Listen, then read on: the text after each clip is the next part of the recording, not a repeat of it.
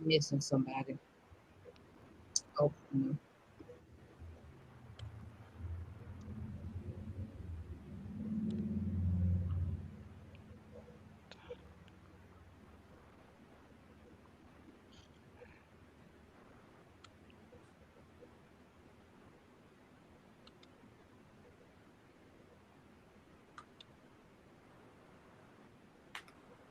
Okay, y'all all been tagged.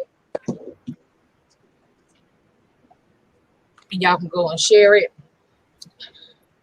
Hey, everybody that has already started and tuned in, listen, we are coming to you all night uh, to dialogue. We are here.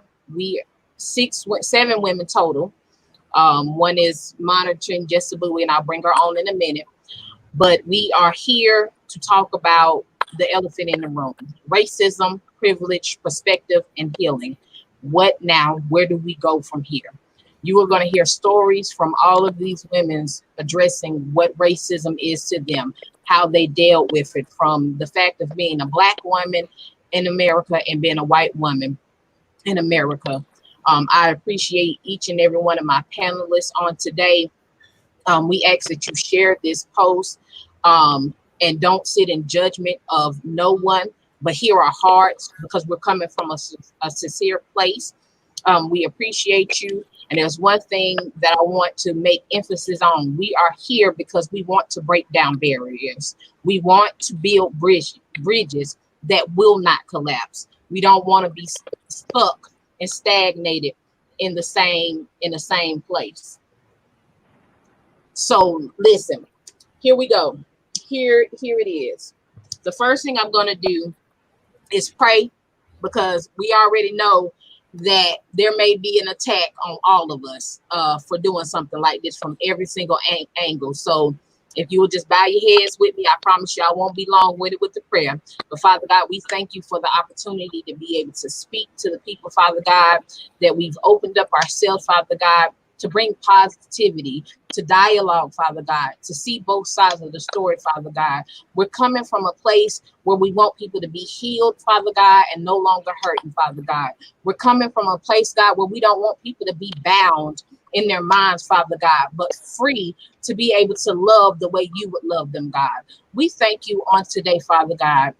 Now, as we may agree to disagree, Father God, we ask that you just keep this atmosphere clean, Father God, and we thank you for everything that you're doing. We ask that you cover each and every lady on this broadcast tonight, Father God, and we know and we trust you, we serve you, God. We know that everything is going to be okay. Father God, I pray a special blessing and prayer over each individual that views this live, God, that you change their heart if they have any issues with being racist, Father God, that you have each and every person self-evaluate, including myself, to pinpoint what's there that I need to change about me to even love even the more, God. We thank you on this afternoon, this evening, God, and we bless your holy name. Amen. Amen. Amen. Amen. Amen. So the first person I'm going to introduce to you, we're going to do introductions, and then we'll go straight to just dialoguing about racism. Is Melissa Sampson. Sampson, wave your hand. She is a wife, a mother of two biracial kids. She has a beautiful grandson that she has full custody over, and he's just so cute. He's just so cute. I remember when he was born. He's just so cute, y'all. Um, and Melissa is coming up on her first year wedding anniversary. Um, and she understands what it is to deal. That's a mama for you, to deal with to deal with a to deal with the privileged side, but she also knows what it is to have a Black husband and see what happens when you're white and when you're Black and how you're treated. So welcome to the panel, Melissa. Thank Then you we for having have me. Antoinette. Antoinette, we gonna call her Angel on the live. Harper. She is a double major in community and justice studies and African American studies. She minored in psychology. She is a teacher of the Word of God, which is my most prized, which is her most prized position. and she's a mother of 4 grown children, including having, am I remember right, two sons? 2 sons. Two sons. 2 boys, 2 girls. Then we have Janicia. Wave your hand, Janicia. Janicia is a single mom who dreams big. She's a woman of many talents: singing, teaching, course writing. She is the author of the book I'm Qualified. I Am Qualified, which I think is free. No, the name of the book is I've written a few. One of the first one is called The Commons. It's a trilogy entitled My Life and a Dream. So you have the Commons, Amani, and the Community. Okay. And they're not free. They're on Amazon. They're on Amazon. Okay, I'm sorry. They're not free, but you can support her by going to Amazon. And she's also a diehard New York Giants fan. I am. Then we have Gabrielle Bell. We call her Gabby. Wave your hand, Gabby. And her bio is simple. She is a willing vessel of God and a devoted wife. So that's pretty much it. So at the top we have Karen. Wave your hand, Karen.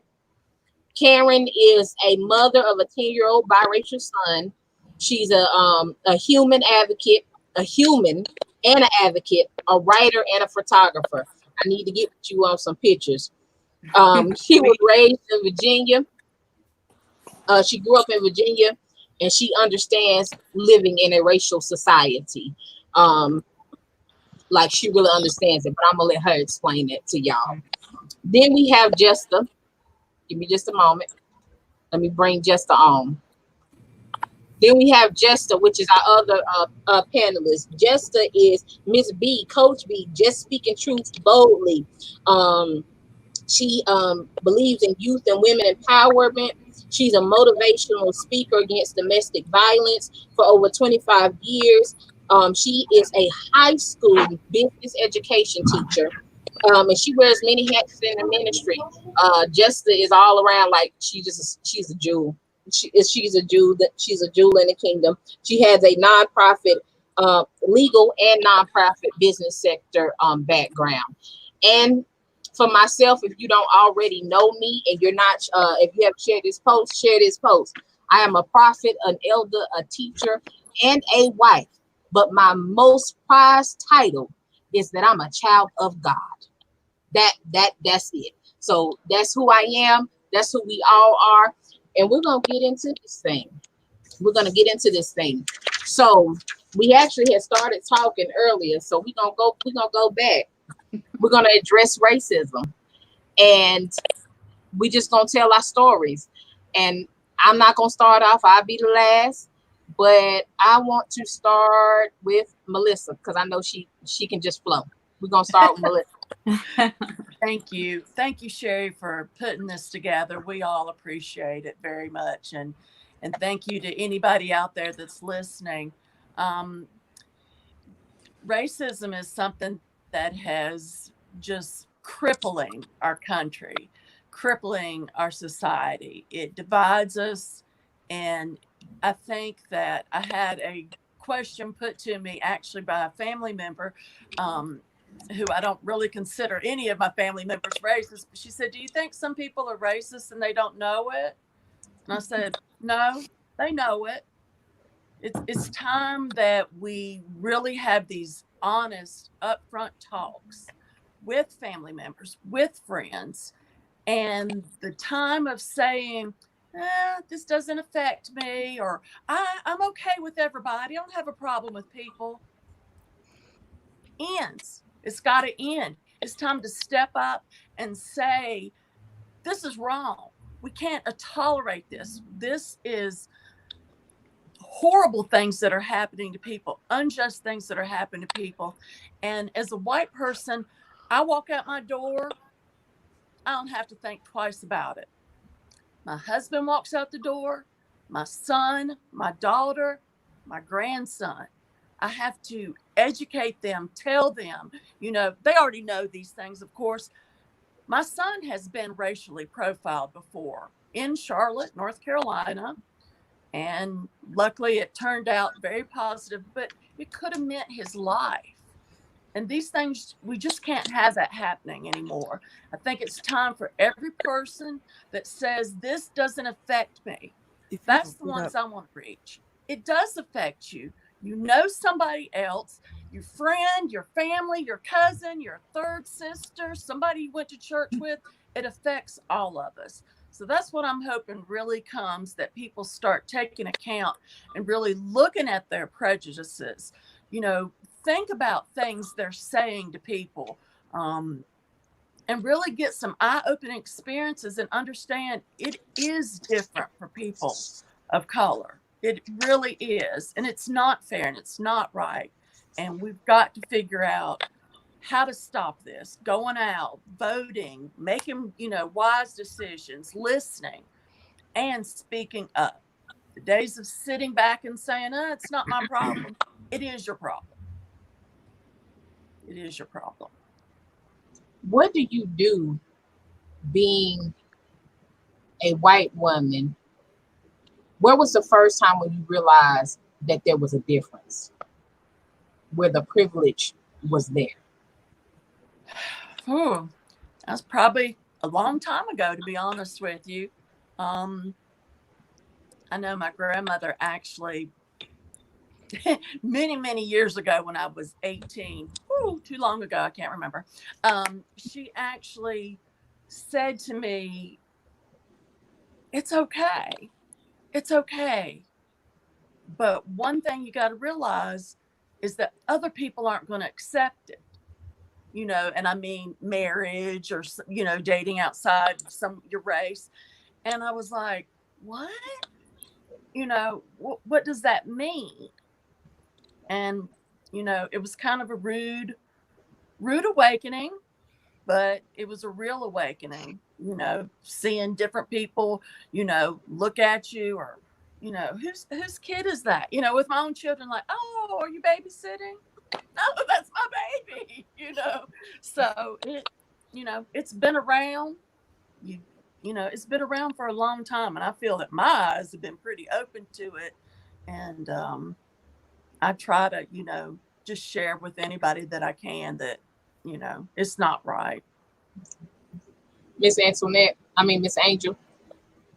I think for me as a Black woman, understanding the difference started at a very young age. We were not allowed to go in certain neighborhoods. We were not allowed to go to certain stores and things of that nature. But here recently, as a woman, I have had to face some blatant racism in the job, in my profession, which once I lose respect for a person, I don't care who you are, what color you are, I can't work for you.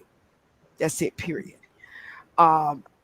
We have come a long way as African-American women, Black women, and as far as industry-wise, education, medicine, science, and all of those things, but we are still not respected once we start walking in those shoes.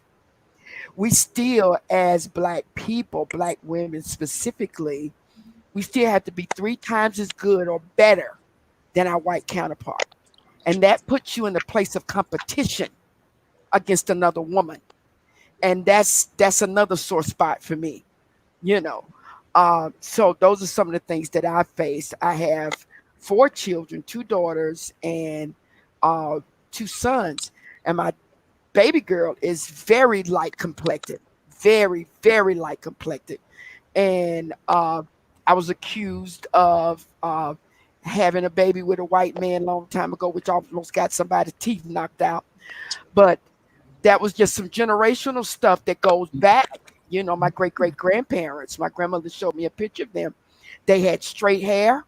They were very light-skinned, but they had fat lips and big noses. So we all are mixed. I don't care what you say. You can talk to your mouth, catch your fire. We all are mixed. We are full of something other than what we see in the mirror. Absolutely. Gabby? So I would say for me, like, I feel like I have multiple strikes against me just because I'm Black, I'm a woman, and I wear locks. And so it's a whole different mindset that comes with looking at a Black person with locks, because automatically you assume drugs because that's what it's associated with. And so if I go somewhere, people assume, oh, you sell weed or you know how to get it. I don't. I don't smoke weed. I don't sell weed. I don't know how to get it. And then I'm a student. I'm in school. So when I tell people that I'm in school and that I've made dean's lists every single semester, people assume, oh, you must only take one class or two classes. Good for you. No, no, ma'am, no, sir. I'm a full-time student. I'm a full-time student. I'm a full-time employee at work. I'm smart. Just because I'm Black doesn't mean that I'm not smart. And then being married to a Black man is scary. It's scary. We have a curfew here in High Point. My husband gets off work at 8 o'clock at night. The curfew is 8 o'clock. And I have to be afraid that something might happen to my husband on his way home, just trying to make it home from work. I mean, the fear is real. You have to pray differently in circumstances like that, because you never know how things can turn out, because everybody isn't nice. And then I feel like as a Black woman, you have to be nicer than everybody else. And so people oftentimes are facetious. They'll say things to you, but you can't comment back because then you're perceived as the angry Black woman. Black woman. You are automatically perceived as that. And so I have to allow you to disrespect me and smile and just deal with it, for fear that I might lose my job, or, I'm going to be retaliated against, or just a number of things. And so it's like, as a Black person, we carry a lot of burdens. And now it's to the point where it's like, enough is enough. Okay. Janisha. Oh, well, I feel I don't know. I grew up liking everybody. I was in New York for the first half of my life, and we didn't know color, or no, I didn't know I was Black till we moved to Georgia, honestly. And it wasn't that I didn't know my skin color. It just I didn't care. When I was little, I thought my mother was white because she was so bright, but it didn't bother me. We just liked people. We'd be like, I'm going outside to play. That meant with everybody. It could be Alejandro or Susie or Jim or Bob. It didn't matter. And I have had instances where I had to remember I'm Black, and this is why they're treating you like this. Like I had a job over the phone when I was about 18. They hired me over the phone because I sounded so professional, and there was just I was a breath of fresh air. I walked from the parking lot into the building because they wanted my ID. I don't think they knew I was that close. And they said, "Oh, you're Janisha." And I said, "Yeah, it's nice to meet everybody." And again, I'm not intimidated that it's filled with white people in the office. It's just people. I'm going to work for this company, and it's going to be great. Turns out that she said she forgot she hired someone. And I was like, in the 2 seconds time it took me to walk from my car to the, oh, okay. And then it dawned on me, you're Black. And so I've had a lot of instances like that, but I don't hold it against anybody. That was one isolated incident with that one person. Just like if I have a customer service experience, I don't blame the whole company for one person, but it is something serious because I have 3 beautiful, amazing sons who I will really lose it over.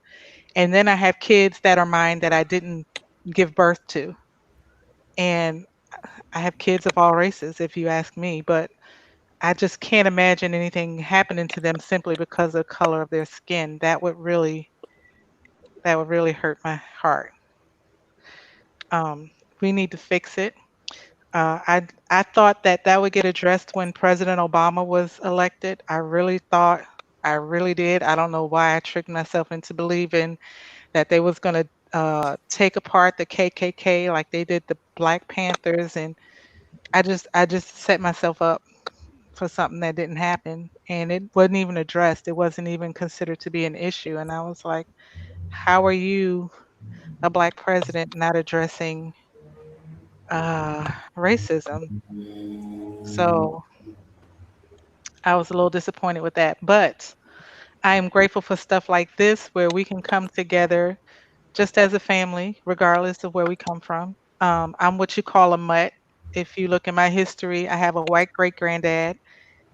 My grandfather on my mother's side was Native American and white, but he was too dark to pass the paper brown test or something like that. Brown paper bag test. That. And so he was separated from his two sisters who were able to pass for white and given a totally different last name.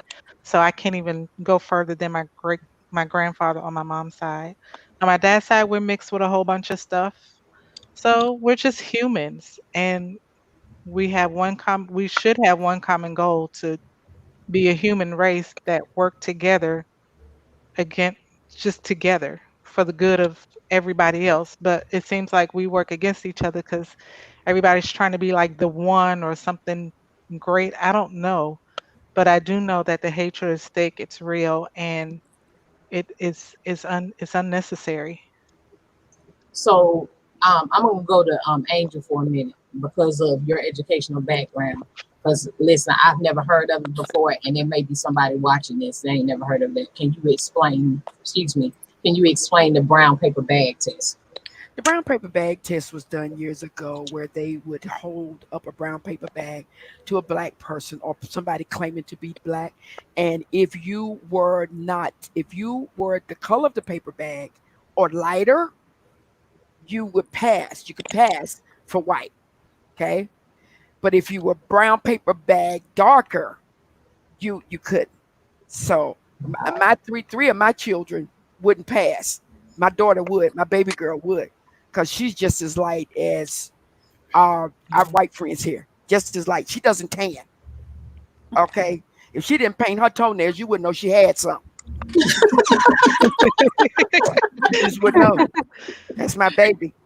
So it is imperative for me as a Black woman, a mother, a minister, an elder in my church, a teacher, like all of that when I look at you, I don't want to have to decide whether or not you're going to spit in my face if you don't look like me.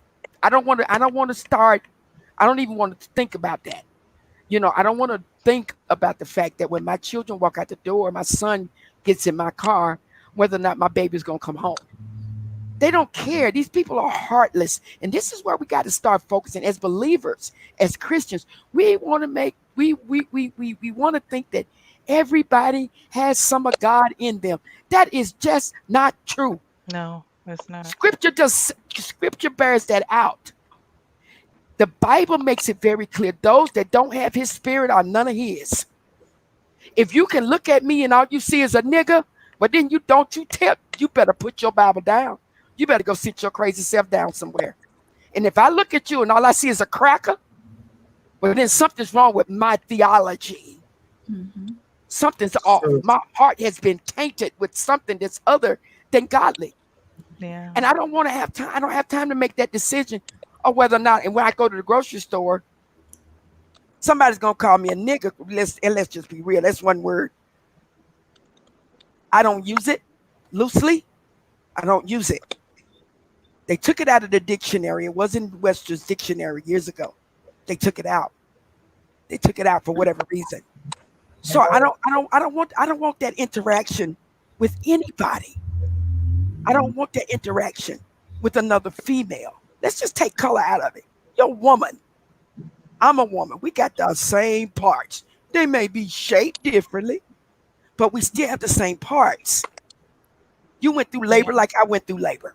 You push yours out like I pushed mine out, or they got out some kind of way. But if we can't respect each other on that level as a human with flesh and blood, something's off. That ain't right without God. Karen, we're going to go to you next. And then we're going to come back around, and then I hope y'all taking notes, because then we're going to really get into it and start dialogue. Go ahead, Karen. I love y'all. This is great. Thank you so much, God Sherry. bless you, dear. I don't think I can remember the very first thing that comes to mind when I realized a difference. I was 16 years old, and had my first boyfriend, and I was excited, y'all. I was walking down the hall holding his hand, and he was Filipino, and I noticed people looking at us, and I didn't know why, and they were not nice looks at all. They were scary. And I turned to him and said, "Why? What is everybody looking at? And why are they looking at us like that?" And he said, "Because you're white and I'm not." And I was 16, and I thought, well, but I thought that we were past that. I was taught we were past that. I was taught that was then, and as long as I'm not racist, as long as I don't hold those views, then we're good, right? I think that's what a lot of people think. As long as I don't personally feel that I am racist, why am I part of the problem? I've heard that a lot. And because I had that moment where I realized I didn't know. How did I not know? But it didn't take him a hot second. He knew immediately, because you're white. And, you know, that's not even a black and white. He wasn't black. But there were other things about that relationship that happened within my family that maybe nobody knows. And I just started to realize that people really don't see. And I have a lot of anger in me too. I have a lot of hurt. And I have a lot of things that I feel like I have had to hold in for fear. And Sherry and I had a conversation before this about fear. And I realized that it really does come down to fear. And there are good fears and there are bad fears. There are fears that we have to explore and beat and overcome. And there are fears that are good to have. Nobody should be afraid of somebody that is supposed to protect them. And racism just doesn't make any sense.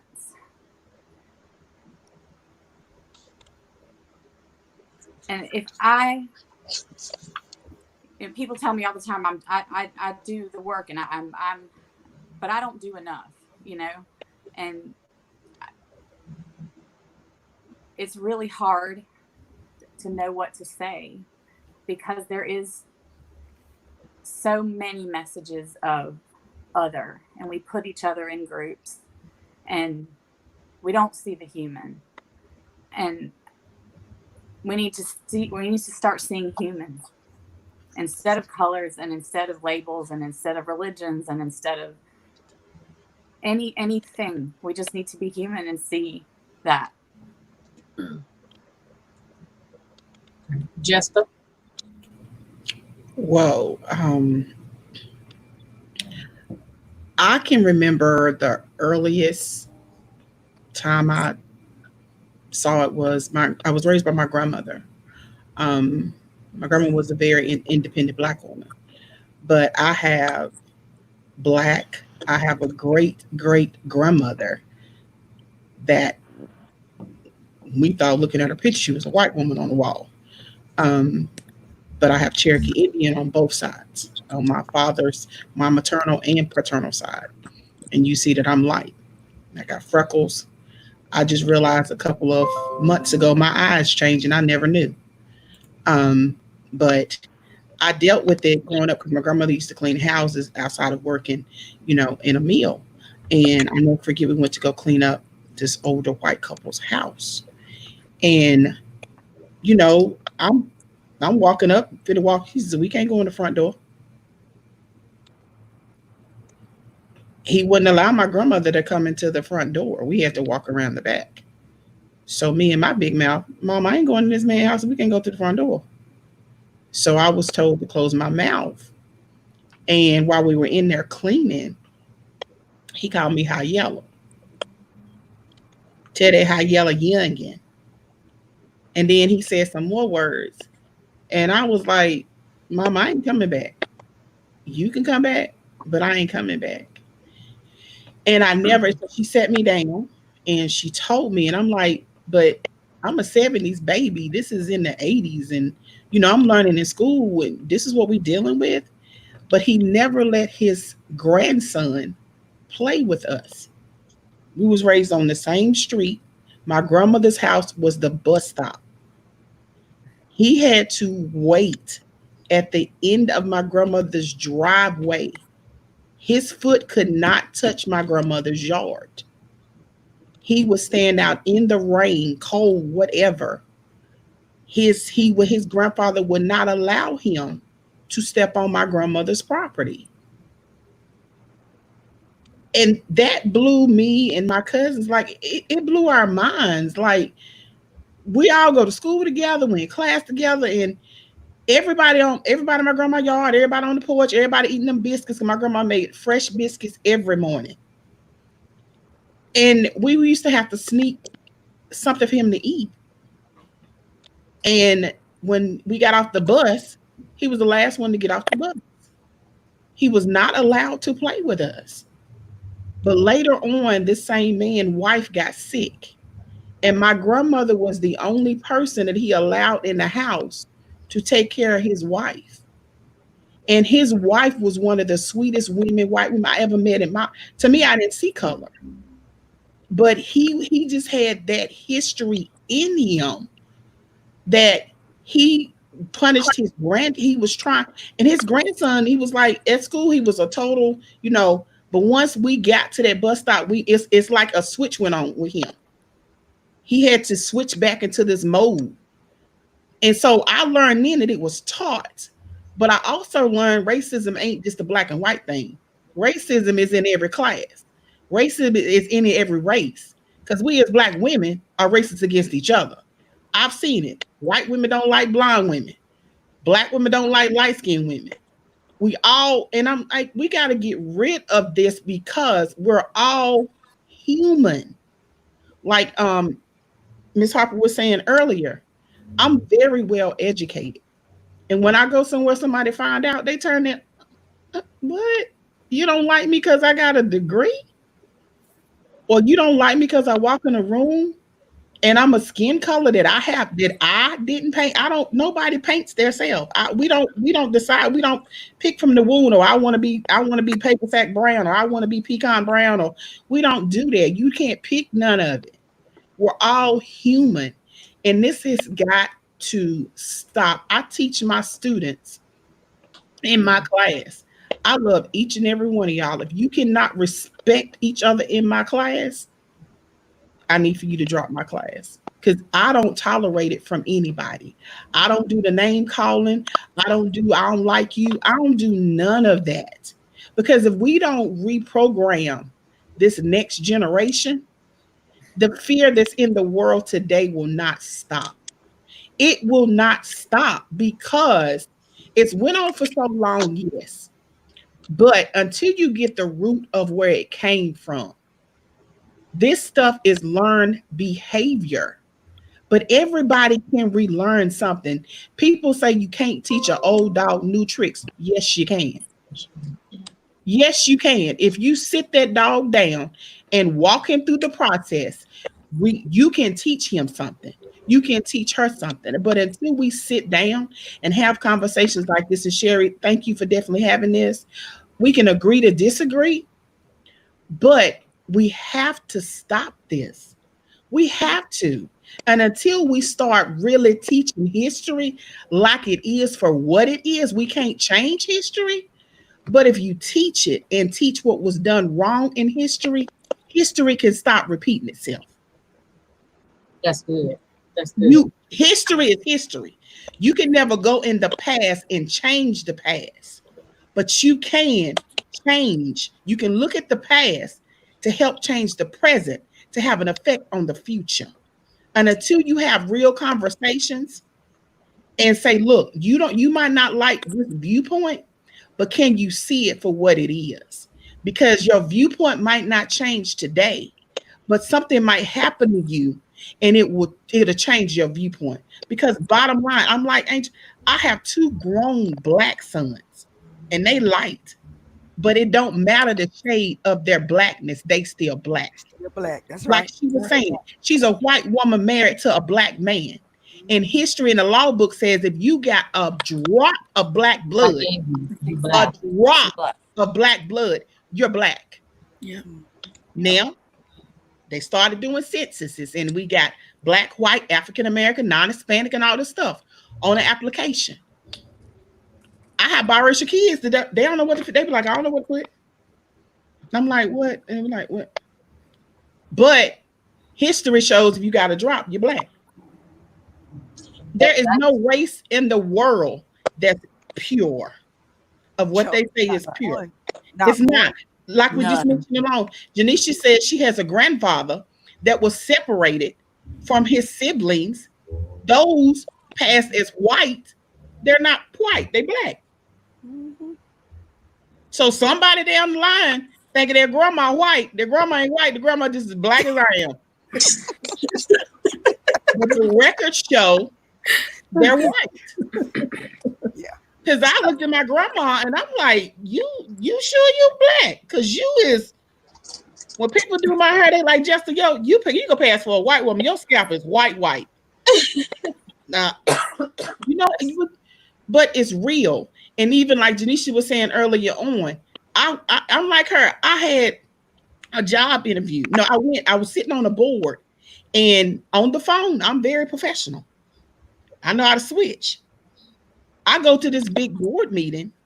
I sit in front of my name card, and the lady says, I think you're in the wrong seat. I said, I know my name. I said, I have a very peculiar name. It means unique. I'm Jester. She turned 2 shades. I said, is there a problem? And I watched her walk across the room and ask the chairman who got me on the board, who's that black lady that just sat down? She said, oh, that's Jay. And that's how he said it. And she said, what are you? And so I had to get my thoughts together because at that time my mouth was a little ratchet. Bring it back in. Right. I was like, okay. But so we deal with it on all levels, and we have to change this because we should have not watched anybody with a knee in their neck suffocate, and our children had to watch this. That's something that a child should never see. So, I ain't gonna get emotional again. I ain't gonna cry again. So racism became real to me when my best friend in 4th grade, her parents were racist, and she was a white girl. And she used to always say the most stupidest stuff. I'm like, why you talk like that? Like, why you say stuff like that? And it was because of what she heard.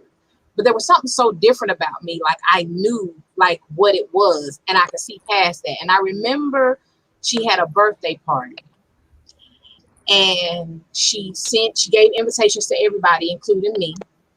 And my class was predominantly white, but she gave cards to everybody, including me. And she said, I would like you to come.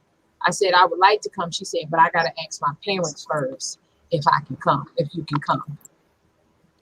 So I had to wait a few days. And she came back. She said, my parents said, you can come. And I said, okay. Now I was nervous because I knew in the 4th grade that her parents was racist. They don't like me because of the color of my skin. And I didn't make it to that birthday party. And that's where my faith steps in. And I really do think that God made a divine intervention, because my grandfather took the car. Y'all was so mad. I was a little girl mad because he took the car and he didn't come back. But somebody said to me the other day, I think your grandfather purposely didn't come back because you didn't need to experience what you were going to experience. So it protected me from seeing it then. But then, of course, I'm oddball. I have to marry a Puerto Rican man, which in turn he black. Because when he walk out that door, he don't get the privileges of a white person. So not only did I get funny looks on the white side, I got funny looks on the black side. And then my grandparents, not my grandparents, but people in my family, the older generation would make racial like comments at the fact that he was black. But I just didn't feel it from my side. I felt it from his side too. What you doing with this Puerto Rican man and you black? Because as Gabby said, we the angry black women. That's how we're stereotyped. So then it brings me to something that Justin said about the senses and checking. So I have a little boy. He's 3. Javi, out of all of my children, is the lightest one. You can see the Puerto Rican in him. The other 2, now that they're older, you can see they black. They look more like me. But Javi is just, he bright. Got good, really curly hair. Just pretty. We goes to the WIC office and we get to the point where they doing the little check boxes and race. And so she's saying, so he's white.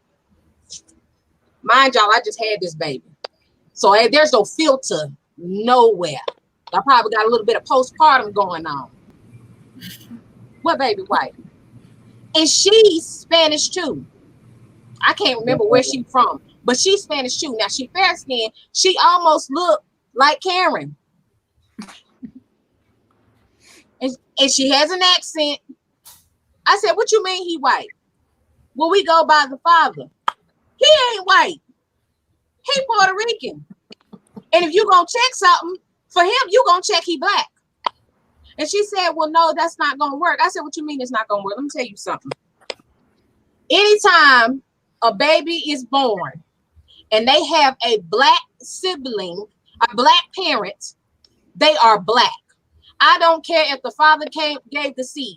And I said, you will not check white for some numbers and some statistics to make it seem like white America is majority. You will not do it. You will check. He can be Chinese. He can be Mexican. He can be everything else, but he can't be white. And the reason why I had so much passion is because when my son walk out the door, no matter how light he is, he will not get the privilege of being a white man in America. When he goes to fill out for a loan, to fill out for an application, to go walk into a bank, they gonna turn their nose up at him.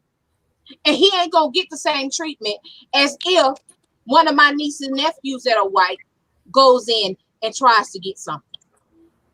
They'll get it before he do. And she just looked at me like she was crazy. And I made her turn the screen around and show me. And my husband just sitting there embarrassed because he like red, whole face and turned red. He's embarrassed because I made that lady turn that screen around and show me that she was not going to check white. You can check anything else, but you can't check white. And it's only because he can't get that privilege. It's not because I don't love my brothers and sisters. It's because he doesn't get that privilege. It's not fair. It's not fair. And it hurts. And then when Jessica talked about how your children, when I did a live, when I had to explain to my 10-year-old why these men did what they did, he screamed. I don't know how he seen the video, y'all. Like, I was like, why would you be watching the video? Like, my heart dropped. I was on the phone, on a call, and this boy screamed like if somebody had died. And they did. It was Floyd. I had to compose him, get him under. And then I had to tell my son, and this is what I'm addressing for you on the conversation that we said earlier, Miss Angel. I had to tell my 10-year-old son, that you have all rights to be mad, angry, sad, That's right. hurt. You feel every single feeling, but you can't stay there. You can't stay there, because if you stay there, we'll be sitting right back where we were all of these years, bound and never getting a solution. Then I had to tell him that every white cop you see is not a bad cop. Well, mommy, what am I supposed to do when they pull me over? I said, baby, all you can do is pray. And when you pray, then you ask God to keep you covered the same way I pray for you, and hope that he's not the same, that he's not a racist, and he's not going to try to take you out.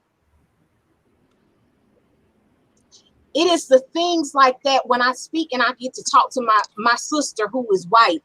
Like, she is the epitome of grace. When she told me how it felt to live with to not see the privilege until she married, because she didn't know, because she was never around it. All she seen was what looked like her. But when she realized, when she go into a store, the person being nice to her, and then my brother-in-law walks up, then the whole attitude shift, and it angers her. It enrages her. How do we address it? What do we do? How do we deal with it? How do we keep telling our children? I had to correct my own son because of what he's seen. He playing a video game. He's talking about some of the racist cops coming to get me. This was just yesterday. I stopped everything in the tracks. Because even though I spoke to him about how every cop is not racist, the seed is being planted. So now I have to redirect how he's perceiving white police officers. So where do we go? What happens? Who has a question? Who took down some notes? Who want to ask somebody something? I want to go back to what Jester was saying about racism among black women, the color divide, lighter skin, darker skin, pecan, tan, light, bright, almost white, midnight, dark, whatever. I've gotten into conversations about racism. The true definition of racism as it is in the dictionary has been switched and it's been changed. And I've gotten into a lot of heated discussions with black people that are of the belief that black people can be racist. We cannot. We can't be racist. We don't have the power to subjugate people. That is the root cause of racism. That is the foundation of racism. The ability to subdue and enslave people. We don't have that power. We never did. We don't want it. I know I don't. I just want to manage mine. We are prejudiced, though. Okay. That's for sure. And this is where the dictionary, Webster, got a bunch of white folks putting in definitions and taking out definitions so it can include everybody. See, that's what happened to the definition of racism. But if you dig, I have a little black book here called Racism by Fredrickson. It will start from the very beginning of where racism started, out of the book, out of the Bible. That's where it started. They saw the word black as being something demonic and evil. White, purity, holy, right. If you white, you right. That's why they didn't want us to read it. Because if we read it and we got our hands on it, they would have known that we would know and get the knowledge that this is not God. This is not right. So we can be prejudiced all day long. But racist, me being right, that's impossible. I don't have the power to subjugate people. I don't have the power to subdue, enslave, and control anybody. We get control at the bank. We get control at the hospital. We get control when it comes to education. This child, where was she at? Howard University. The child went to sleep in the lounge, and the white girl called because she thought she wasn't supposed to be there. Oh, yeah. Yeah, was it Howard University? University. Yeah. So What was the name of that book again, Miss Harper? What was the name of that book, Angela? Called Racism by Fredrickson. It's a little black book. Buckle up. Buckle up. Buckle up. If you get it, buckle up. I'm telling you, buckle up. So I picked this book up recently when all this stuff started, and I wanted to go back through it because I read it in undergrad. And you talk about the angry black woman. I did a report. I wrote a paper on the myth or the angry black woman. We are always going to be seen bigger, blacker, louder, and meaner than what we are. When all I'm trying to do, or all I'm going to do is do what you do as a white person for your child. I'm going to defend mine. I'm going to protect mine. Okay? That's straight up real talk. So why is it that I am denied the right or something's abnormal about me when I want to fight for mine, but it's okay for you to fight for yours? I love my children just like a white person loves theirs. What's the difference? It's still my young'un, but I'm going to always be seen as black, louder. I can't tell you the looks I get when I walk in a room and I open my mouth and start to talk, because they see this big black woman. Oh, she got to be ignorant. She got to be dumb. But when I open my mouth and speak and I have verb and noun agreement, something wrong with me. Oh, you talk white. Wait a minute. Since when did being articulate is equated with being white? Why do I have to be white to know how to put a sentence together? See, that kind of stuff rubs me the wrong way. So now we have to understand and help our children. Because see, I have an agenda. We talk about teaching history. We need to teach our history the way it needs to be taught. Not starting with slavery, because that's not where we started. That's not where we started. We need to teach the truth. We need to teach the truth about the kingship, the queenship, the lordship, the matriarchy, the patriarchy, all of that. We need to teach it all. And we need to sit our children and sit them down and help them to understand that there's more to life than the next pair of Air Jordan tennis shoes.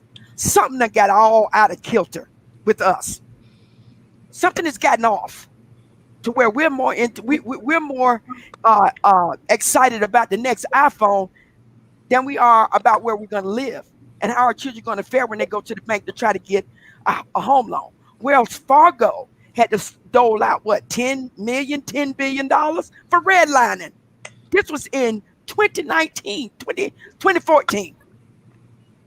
They were giving black people and brown people higher interest rates on the same amount of house they gave a white person with a lower interest rate.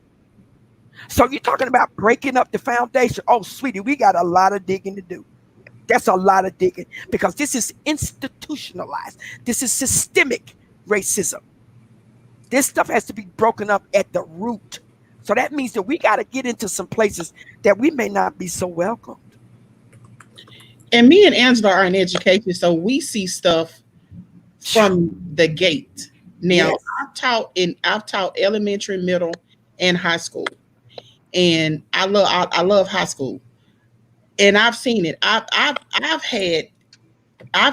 been in like an IEP meeting and asked to leave because I know the terms. So I make sure the parent understands, because it's a legal document. Are you understanding what was just said? Now I'm in high school now, and I'm like, when was this IEP done? But we have kids in kindergarten first, because by the time they're in third grade, that's when the IEP comes in play.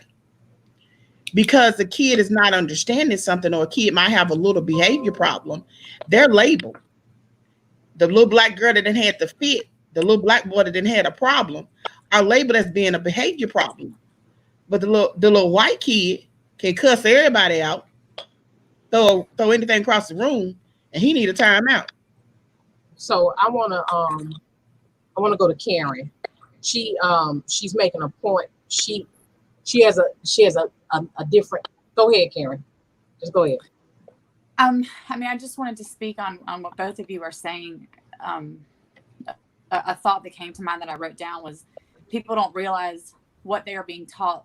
It's like you said, Angel, it's institutionalized. It's so deep that people really do not see that they have not been taught the right things. And we have not been taught a history that is going to solve racism.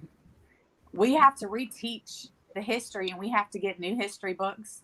And I don't think my son had one direct conversation at his school about what was happening.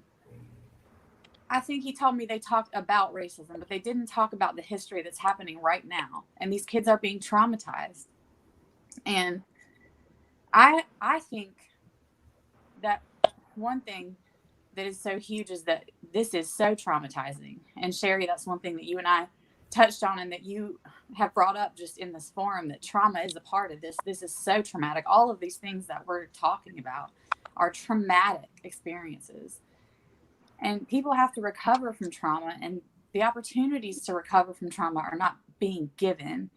And the appreciation for that trauma is not being given. People are angry. Women are angry, black, white. If your child is in danger, you're gonna be angry. I've heard so many people contradict themselves and say, I heard somebody say, well, you know, if I forgot my thought. But the point that I was making, that I was telling Sherry I wanted to make, was that it's so embedded that you can even teach your children not to be racist outwardly. And by the institutions you send them to, you are still teaching them to be racist. You don't want to, but you are. And if you don't accept that you are, we cannot move forward. When I brought home my black boyfriend when I was an adult, and it was, serious now, because when you're an adult, it could mean marriage, and it could mean kids, and it could mean biracial kids. I was not raised to be racist, but that moment in my family's life was profound. And the discussions that are still happening today, and the things that happened, a lot of them were just for me personally, but what has stood out and what I have come to understand, and what makes me so upset and gets under my skin, is that basically the talk was, you have one path. You could take this path and you can be safe. They never said you have privilege, but they definitely made it clear that you have the choice to have the privilege. You have the choice to have the easy life. You have the choice to be seen. Why would you choose this life that is going to be harder? You have a choice. I understood that was the message that was being given to me, and it made me sick, because the point is that, why do we have that conversation instead of, why is life hard for one side and not the other? And why don't we try to fix that instead of being so concerned with which way we go? Why do you have to fear for my life simply because a black man is in it? That's the problem. Don't tell me not to go that way. Tell me how you're going to help me fix it, so my child that I will have, whether you like it or not, will be safe in this world. That's it for me. Wow. Let me tell you something. I got to get off here, guys, because I have to be to work at 5:00, and I haven't had my dinner yet. But let me say this. You said a mouthful. You just said, I'm about to holler in here. Seriously. I would jump up, but see, I just got on the shirt. I got my gown on up under here, so I better sit still.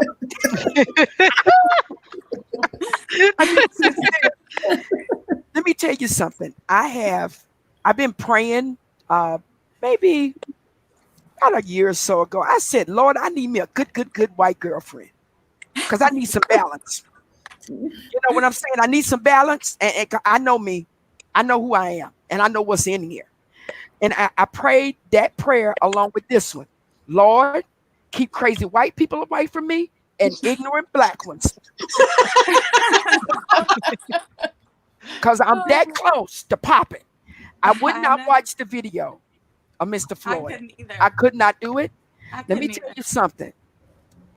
I so love us as black people. I love everything, the good, the bad, and the ugly. I love the hair. We can do blonde hair. We can do gray hair. We can do blue.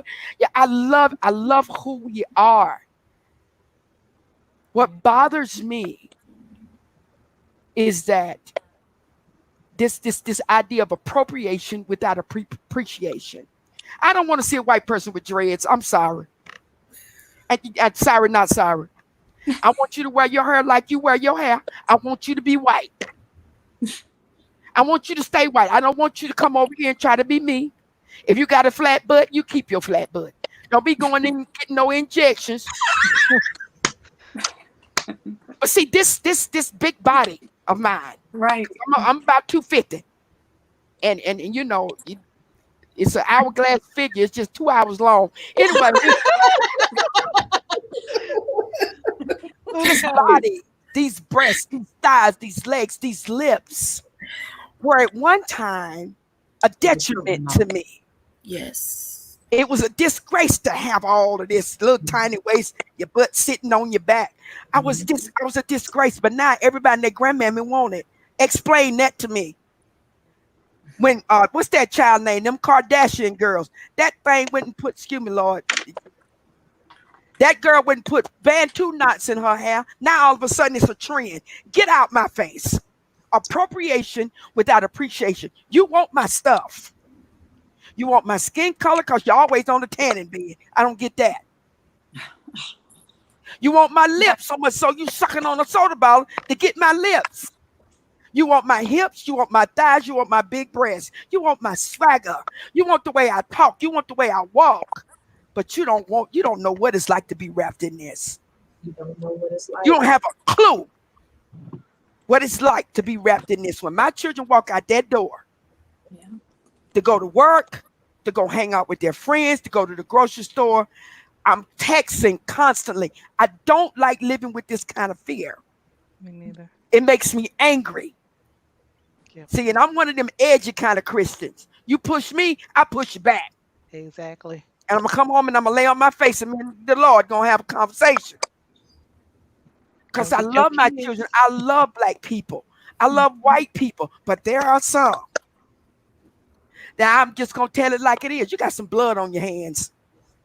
We can holler peace all day long. The Bible makes it clear. Ain't gonna be none. Ain't gonna be none. This is it. Right. This is it. This is where the rubber meets the road. Everybody who they are really, their essence is coming out. Thank you, Trump. Thank you. Now we see you. Now we know where you are. So what we need to do is turn our attack toward the gates of hell where it belongs. Stop being pious as believers. Stop acting like we can't pray a different kind of prayer. I've been praying that God show up every last one of them. And guess what? It's been happening. These people going on Facebook, putting this foolishness on, losing 6-figure jobs. It's happening. This is not just a physical thing. This is a spiritual war. Exactly. This is spiritual, and God has warned us about it in the Word. So I'm vigilant. I'm prayerful. I'm still looking for my good white girlfriend. One that can cook, because I like to eat. Oh, I know one.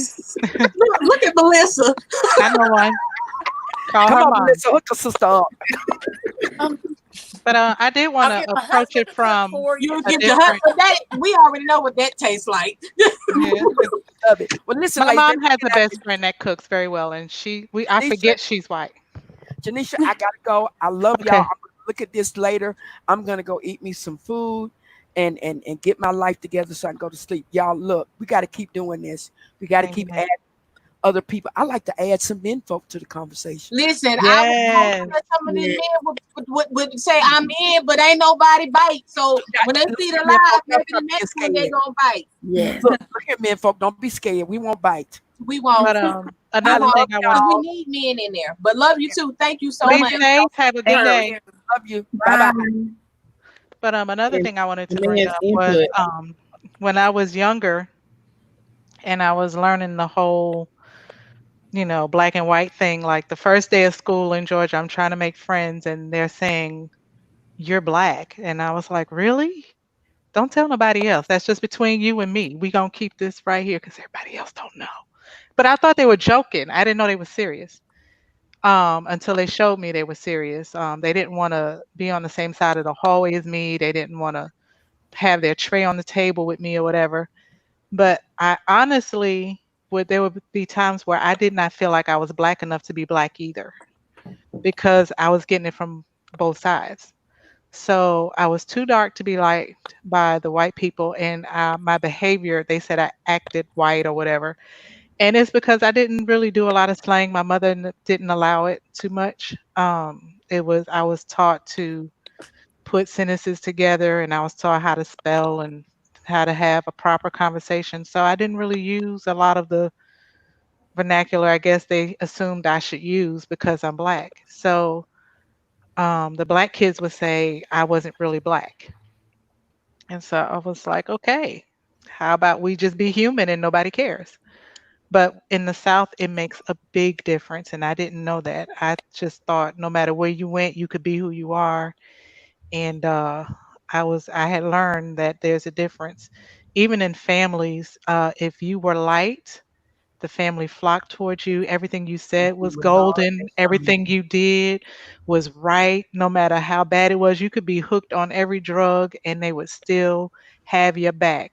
But if you dark, you could be a Christian, you can go to church, you go to school, you could be respectful, you could be whatever, and they will disregard everything you do and call you somebody who's not worthy of anything. They're going to say you're never going to be nothing, you're never going to do nothing or whatever, because it happens everywhere. And it's painful and it sucks. When I had my kids, I didn't even focus on their skin color.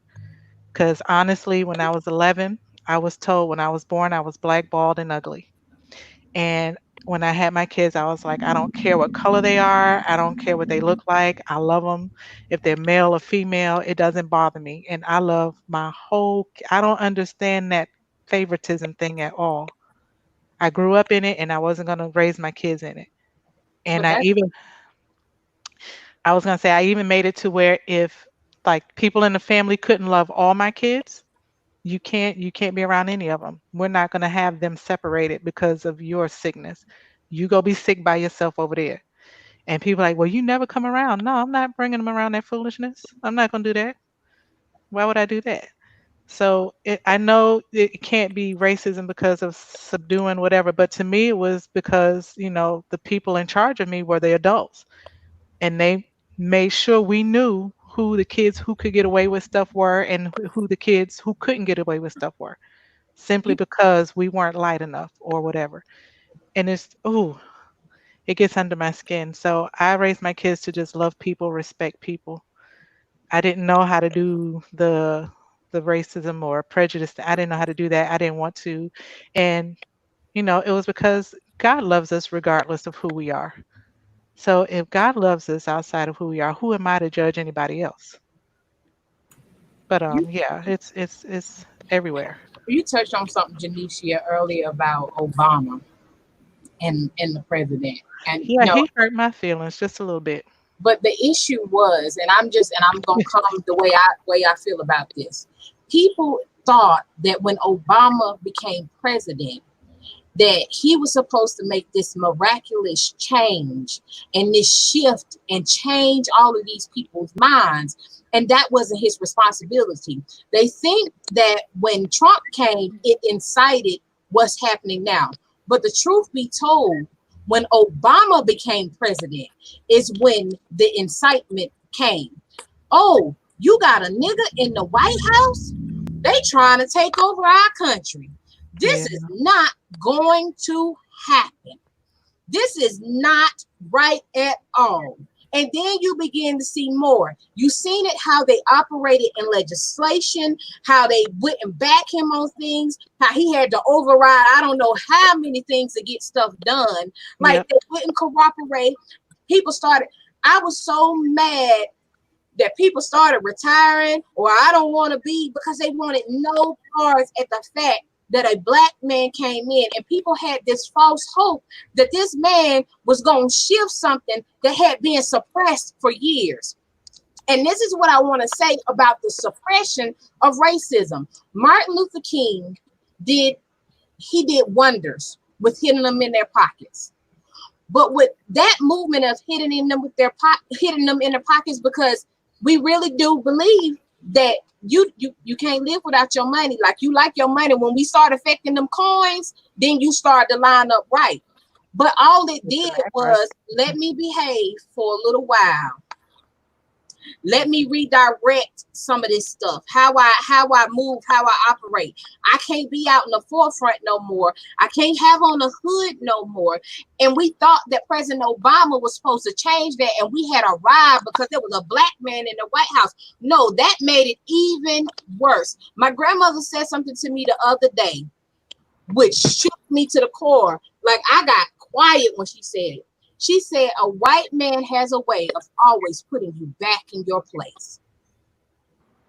So their protest against the fact that he was a black president. And then 8 years later, you ain't ready for Hillary. Because Hillary, listen, I don't care how much people didn't like the fact that they didn't like Hillary. They didn't like what she did. They didn't like what she, all of this other stuff. They didn't like anything about Hillary. I didn't care nothing about that. But she was the better option. Yeah. If you didn't vote, you essentially voted for Trump. Like, he had already started the language of inciting, of talking angry, of making violence, of doing all of this stuff. He had already did it. Then to piggyback on the fact that you was like, how you came from a melting pot of culture. New York is so diverse. You have so many cultures, so it's not a big focus on race. It may be shifting a little bit now, but it's not a big focus on race. When you said that to me, and you said I came down here to the South, and then I realized I was black, that's the difference. Because in my family, I always let me know, my cousins, my older cousins, you black. You got to do better. You got to do this. You got to do better than what they think you're going to do. You got to earn this. You got to have this degree. You got to have that. And then when I didn't earn the degree that they thought I was going to earn, oh, that wasn't becoming. My sister is probably 3 shades darker than me. 3 shades darker than me. Beautiful, beautiful black woman. Gorgeous to the core. But she was treated different because she was darker and I was lighter. And that's where it becomes that we're institutionalized, because in slavery days, you had a house nigga and you had a field nigga. Yep. If you were light, you were good enough to be in the house. And if you were dark, you were supposed to be out in that field, and you better not step in that house. You know that movie, The Django Unchained? Yeah. Has everybody seen that movie? Yeah. I'm going to tell you this. I was not even mad at the white people in the movie. You know who I was mad at? Samuel L. Jackson. Right. I wanted to kill that dude. Oh, yeah. Because it did not bother me, because that's what my mind says. I expect that from you. I expect for the white man to treat us like that. I expect that. But for you to act the way you acting, like, that enraged me. Yeah. It enraged me. So I'm really sorry that you got your feelings hurt, that you thought that Obama was here to be not the complete savior, but I thought he would address it. No, he was only allowed to do what they wanted him to do. He couldn't step in that office and be a one-man show and change everything.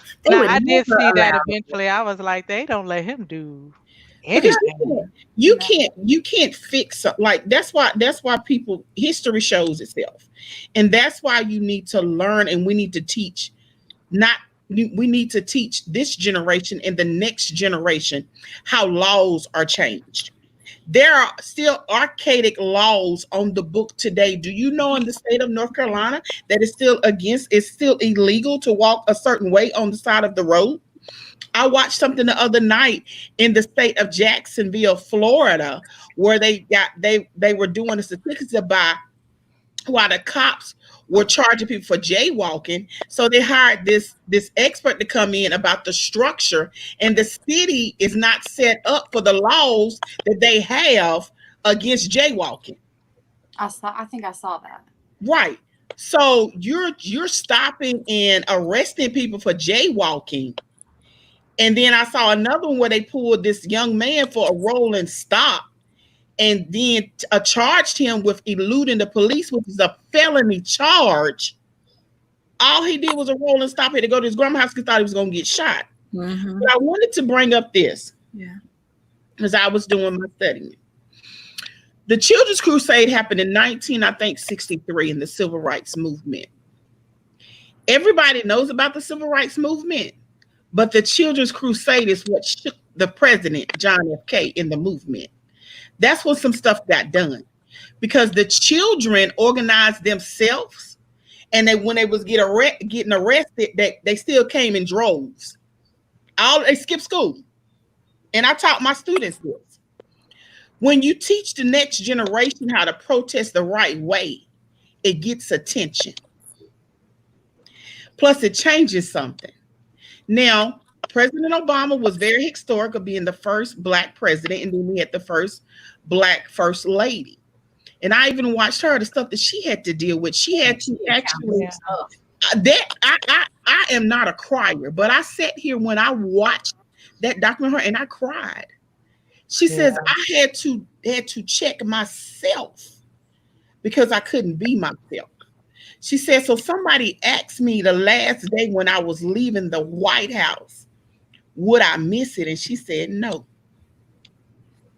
Because she had 8 years of backing her husband, but everything she did, if she blinked the wrong way, it was tweeted and talked about. And how do you, like, even now, everything is being talked about, but how is it being talked about to be effective? Now, how are we going to bridge these gaps? It all boils down to education. It all boils down to education. Now, I'm a BBW, which is called a big, beautiful Black woman. I wear a dress with kids because we have wooden floors at my place of employment every day. So one of my students said, Miss B, why you dressed up every day? Everybody else don't. I said, because I ain't everybody else. I said, I'm going to tell you why. I don't just want my black girls to see a beautiful woman every day. I want all of y'all to see it. I need you to see how you should carry yourself every day. I need you to see how you can take something simple and dress it up. I want to get the image that society is putting in your brain that you got to show everything all the time to get some attention. Every attention ain't good attention. No. I want to show you how to have another conversation with a disagreement with a girl that you don't like, because conversation gets rid of confusion and conflict. Can we come to the table like we're doing now and have a dialogue and have a talk? That's the problem. Ain't nobody been coming to the table. Congress, Senate, and all of that. Like Sherry said, you had people that been in Congress and Senate for 45 years. Why we ain't got no age limit on that? Why are they allowed to be there so long? Because we as America have not changed the law on how now they tell us we have to retire at a certain age. Why are you getting paid all this money to sit up there and you're going to change no law? And if you watch, you sleep while they trying to talk about a bill. I want to say something about the Congress effect. You got right now, there is a delay in the Senate. Listen to this. A delay in the Senate where there was an emotional debate over anti-lynching legislation as Cory Booker and Kamala Harris speaks out against Rand Paul's amendment for lynching. Why in 2020 are you delaying to amend something, bring something back, or take something away like that when you want to crucify a man because he kneels, but you got a debate on lynching? Yeah, why is there a debate at all? Why is there a debate at all? Why are we debating about that? Like, I don't get it. Melissa, Melissa, because you being quiet. Come on, sister. No, I'm doing a lot of listening, and I want to glean from everyone as well too. My heart goes out to for every experience that any of you ladies have had to endure, your family. I just, it kind of leaves me speechless. And I know that's unusual for, Sherry and Karen, because I am probably the loudest person on the planet. I want to figure out, ways. I'm sitting here like just racking my brain. How do we keep these conversations going? How do we keep momentum? And I want to try, and it's easy for me to say this. It is. And I acknowledge, you know, me being white, it is easy for me to say things. I want us to figure out pathways to, you know, fix some of this stuff, bring awareness. Like everybody's saying, the education is the key. We've got to have these real conversations with our kids. You know, how do we get the people that, you know, don't have interaction with someone of, you know, another race? How do we reach those people too? Because that's where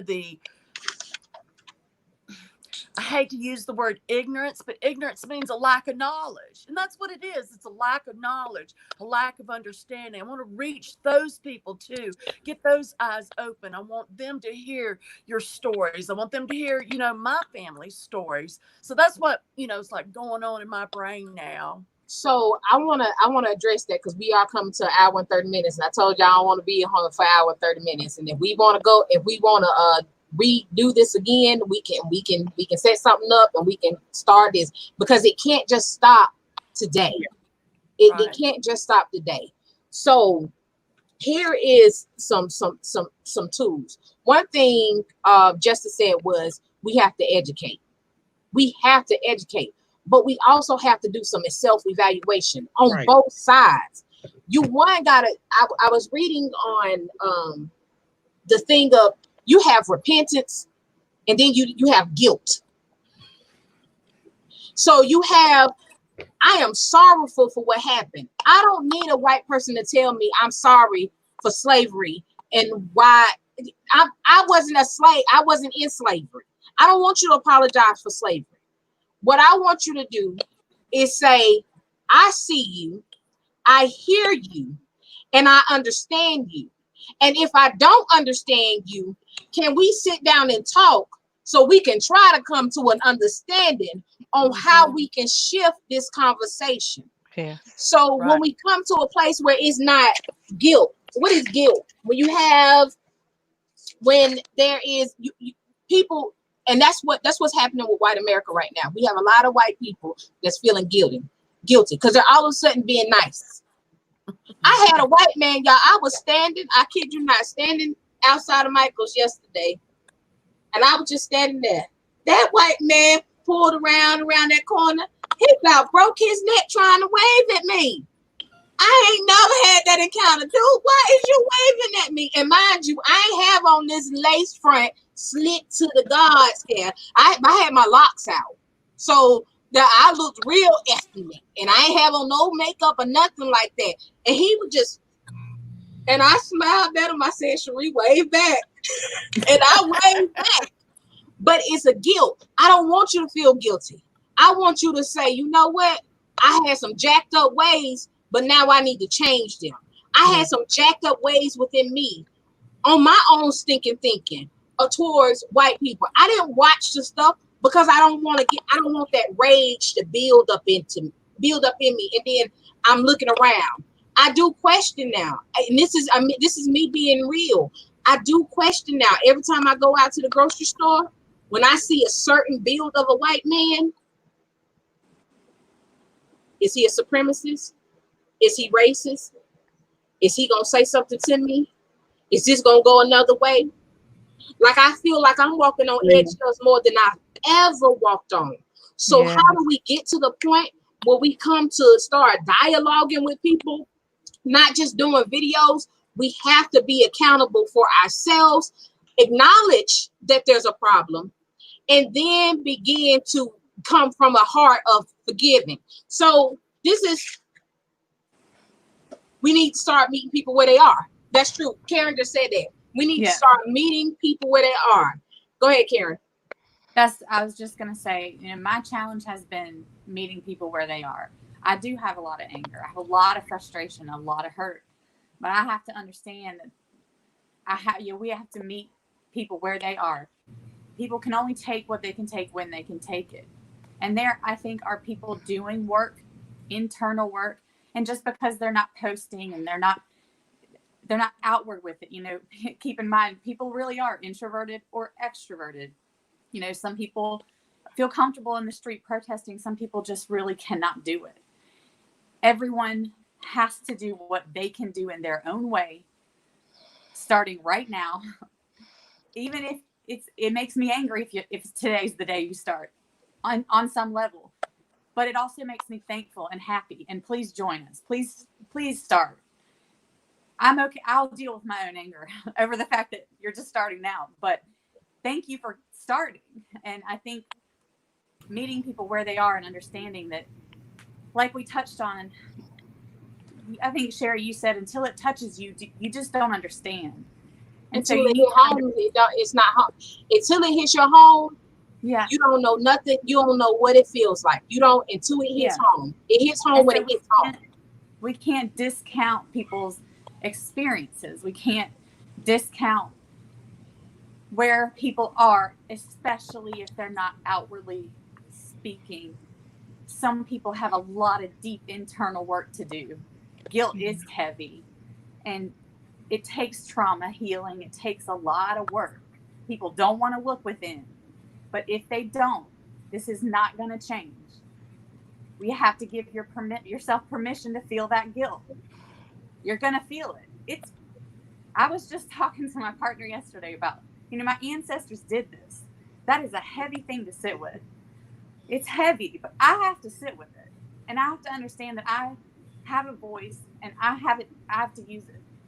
Yes. And I have to do what I can do, and I have to meet people where they are and not be angry they didn't come sooner to the table. And I think if we can all keep that in mind, that may be a way to keep moving forward. So these are the tools, Jessica. Can you type this in there? And I'm gonna be quick. If you are really saying, listen, I need to change my behavior, I need to change my thoughts. You're looking from my page, somebody else's page, Melissa's page, Karen's page. Like, I want to understand. This is not something that I haven't signed up for yet. I'm actually signing up tonight for the schooling of it. But it's called BeTheBridge.com. And I'm going to encourage everybody to go look at BeTheBridge.com. This was founded by a Black woman who encountered a racist encounter. And it teaches white people, Black people, all kinds of different nationalities how to come together and be the bridge, and how to actually take an inventory of themselves. They have a roadmap. Do the work to be a bridge builder. Commit to learning more about other people. Like, I want to know why Karen feels the way she does.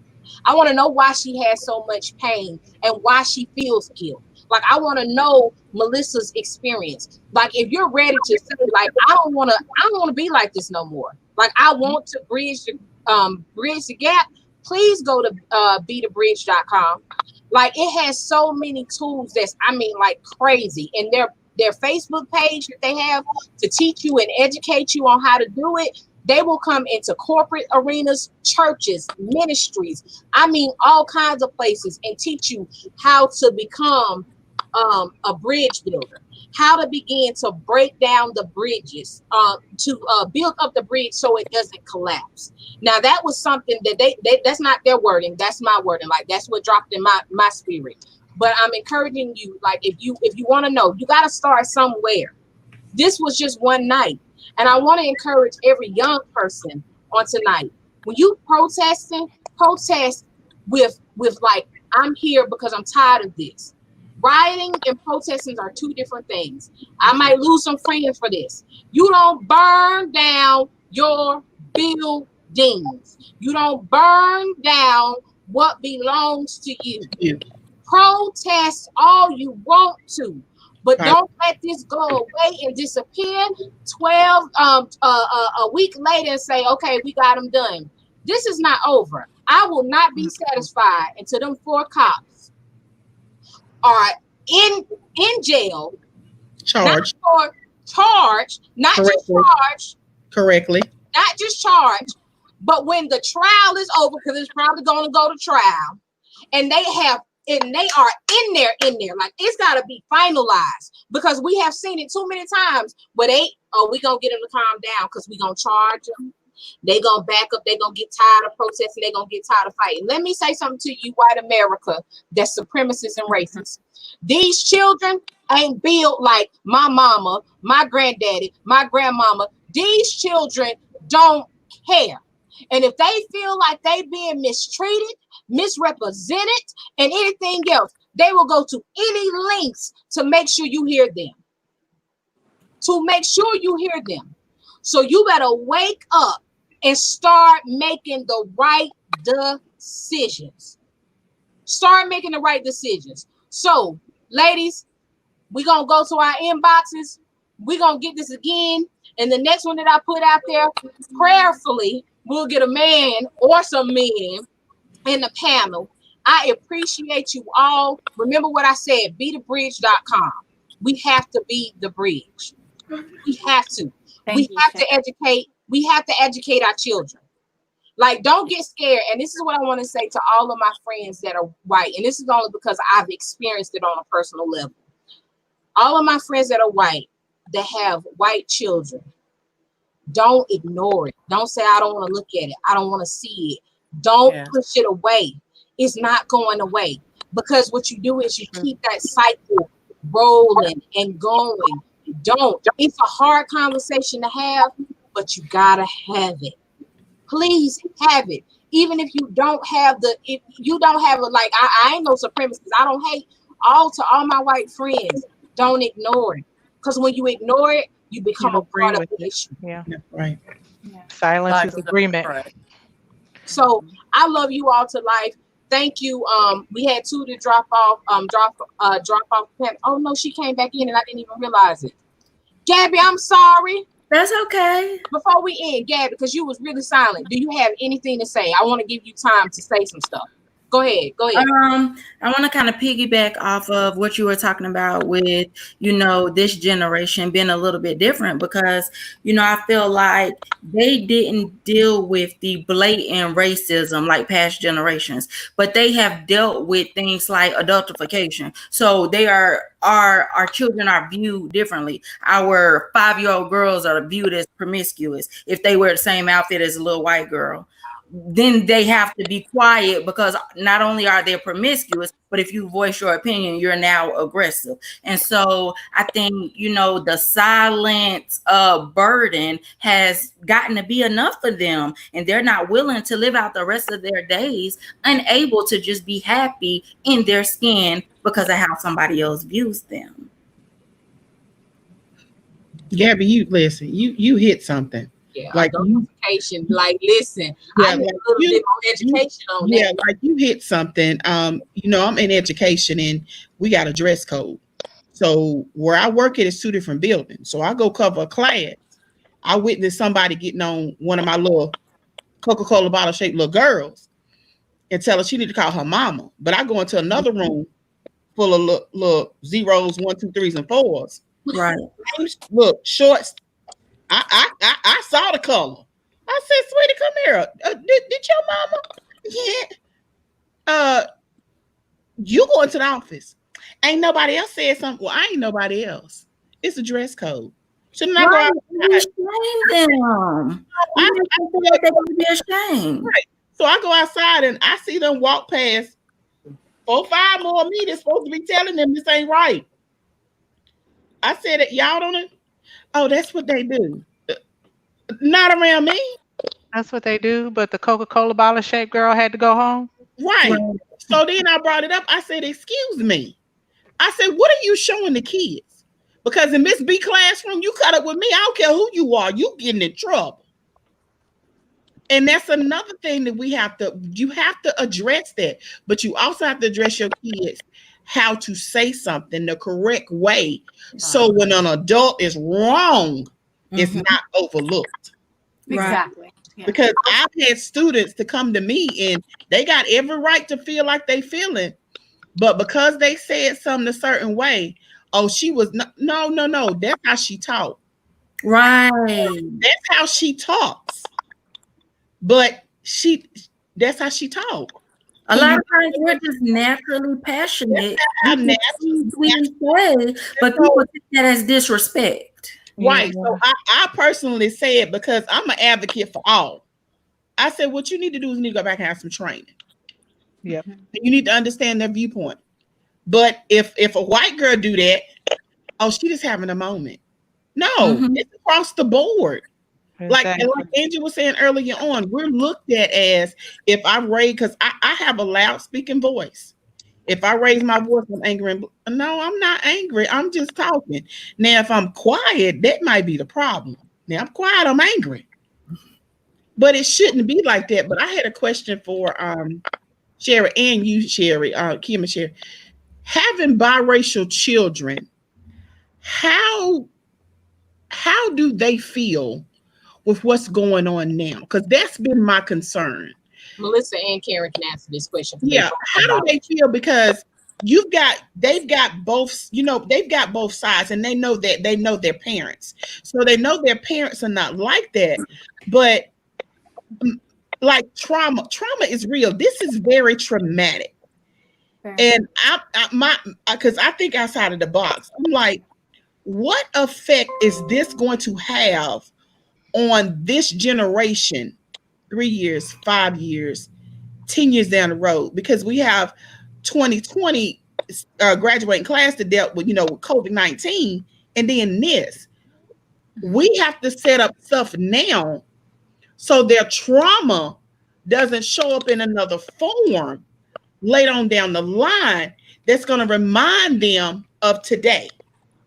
So how are you telling your children? Because I know you kind of got like a double whammy. Yeah. Go ahead, Melissa. My actual children are grown. My son is 28 and my daughter's 26. My son always kind of laughs because he said that growing up, I always told him, you got to do better than Johnny, the little Johnny. And he said he always thought, why does she say that to me all the time? And I said, because the world, you're biracial, but like we've talked about, you're black. Everybody's going to see you as black.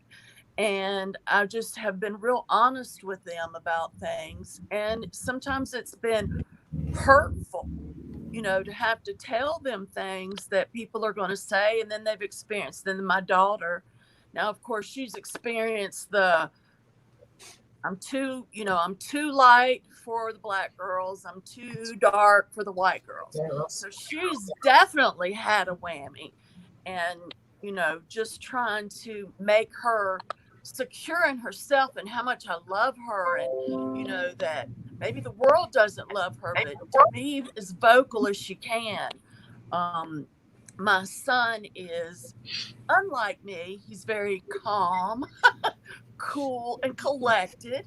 He is 28 years old. He has a fantastic job. He graduated from UNC Charlotte with a degree in psychology and a minor in public health, and he's now going back for his master's. And he's 28 and owns his own house.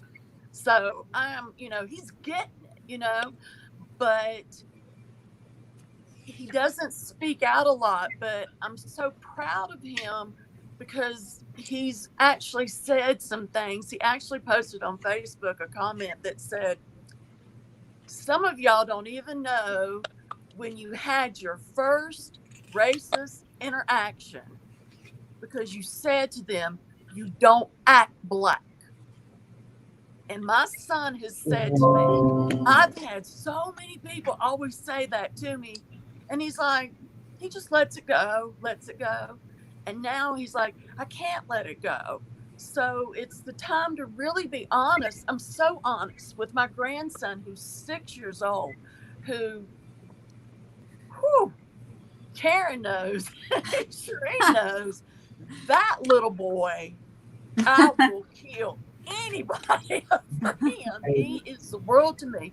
And having to have these honest conversations is sometimes heartbreaking, but just being honest with them. And you hate to expose your children, but if you don't expose them to what's going on, they're going to get it. It's going to smack them in the face. So I'm real honest with them. I talk to them. I tell them that we're here to try and make a difference and help people that don't understand to understand. That's so crucial to me. Just, I can't say it enough. It's not my problem. It's our problem. It's this nation's problem. It's this world's problem. So I just have to be honest and talk and just, like I said, keep on talking, make them aware. Karen. My son is only 10 years old. I do have a stepdaughter that's older. She lives in New York, and talking to my 10, I process things with my stepdaughter a lot, and she is crucial to helping me just become the best mom that I can in so many ways, because of the way she lets me express myself, I guess, is what I mean by that. My 10-year-old doesn't understand, but only so much. And he has certain issues that make it even more challenging for him to understand. The other day he told me, well, Mom, if a cop pulls me over, I'm just going to run. I'm just going to run. And I've already sat him down before. I've sat him down. My partner and I have sat him down. I've already told him the realities. And then just in the midst of this, he says, I will just run, Mom. And I just, like you said, Sherry, I stopped everything. I got in his face. I said, sit down, No, you will not. And it is the most impossible thing to make people understand. I'm not trying to traumatize my child, my 10-year-old, by telling him these things and by stopping everything and getting in his face and making sure he understands. But I don't feel that I have a choice not to. You don't. And I rather him hear from you than anybody else. Yeah. It needs to come from you. Yeah, and I have to make sure that he understands just because you're light skinned does not make you special in this area. Unfortunately, God damn, I'm sorry. But unfortunately, I can't express to him, enough. It's horrifying. I was snuggling with him. He's 10, and because of all the COVID stuff and dropping school and all, this has traumatized him already before these last 2 weeks. And I was holding him in bed the other night, realizing how big he is. He is 10. He is practically grown. And I've heard it all his life. The older he gets, the less cute he'll be. The older he gets, the more you have to worry. And I've realized I'm there. In some people's minds, he's already scary. Mm-hmm. And sometimes already when I a threat. And hold him at night, it's just terrifying. And that's not something, that you can describe. And I'm told that I'm too angry too. A lot. I'm very outspoken, like Melissa. You're passionate. There's a difference between anger and there's a difference between passion, and you're passionate. So every time somebody tell you angry, you tell them, no, I'm not angry. I'm passionate. I'm passionate about what I believe in. I'm passionate about my son's life. I'm passionate about this world. I'm passionate about that. Right. Karen, Melissa, definitely thank you for your honesty. Another thing that we need to look at too, I actually looked up some stats on and looked at some stuff, how the cops even deal with people with mental issues. Yes. I watched a video that I had to call my mama and tell my mama to pray for me. I watched a video of a young white man who was schizophrenic at a store, called the cops on himself and said, I need help. I'm scared I'm going to hurt myself. They show up and lay on his body more than, I think, for like 13 minutes. So by the time the ambulance gets there, and I think this was last year, by the time the ambulance gets there, his body is limp. So they have on the video of the cops, they forgot their vest was still running. Did we kill it? I'm sitting here like, and the reason why I'm trying my best not to cry now, because all of my children I teach are my babies. And I see stuff out of the box that people don't see. And I'm like, if I don't see it for what it is, and other people can't see it, they're gonna hurt them. You know, this man called the cops on himself because he knew he wanted to get to the hospital. So he didn't even make it home. And I'm like, Yeah. what in the world is and I have officers that I love to life. And I know that whole profession is a lot to deal with. So America needs to even look at that, because I don't like the sight of blood. But if I walk up on a crime scene and then I walk up on another domestic violence thing, you're walking up on something and you got to protect. It's a whole lot to deal with. But we got to get to the point where you got to make sure that their mindset is right in all cases and clear in all things that they see what they need to see. It's never color. It's never gender. It is a human being. Now, when they're doing wrong, they're doing wrong. But they take an oath to protect and serve, and they're a responder first. Yeah. 5-year-old little kindergartner had a fit at school. They handcuffed the little girl and put her in a car. Passed by all the many adults. Nobody said anything. And she's, please don't arrest me. I don't want to go to jail. She's 5. Can you give me 1 second, please? And I'm sorry to interrupt this live because it's so passionate. Anthony, I don't care what you get me to eat as long as you bring me something to eat, baby. Thank you. Go ahead, Jessica. Y'all, he done put in the post, what would I like to eat? I love it. You better do it, Mr. Huciana. You do it. I'm sorry. Bring me whatever you want. I said that to say this. When I said earlier, we got so much old laws on the books that's still there. Right. Why do we have laws that's on the book that should change? Why is it okay here in America that we got 23 states that does not have an age limit of when a child can be arrested?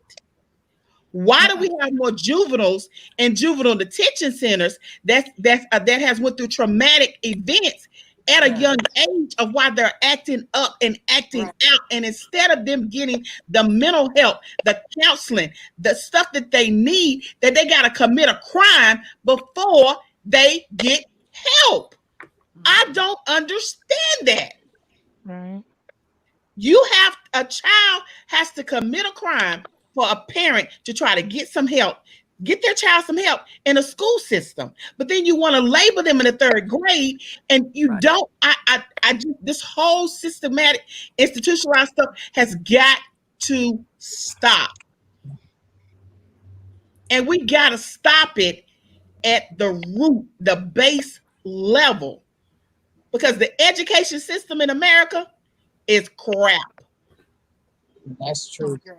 Well, I got a demonstration for y'all. I mean, and this whole thing that we America, one of the greatest countries in the world.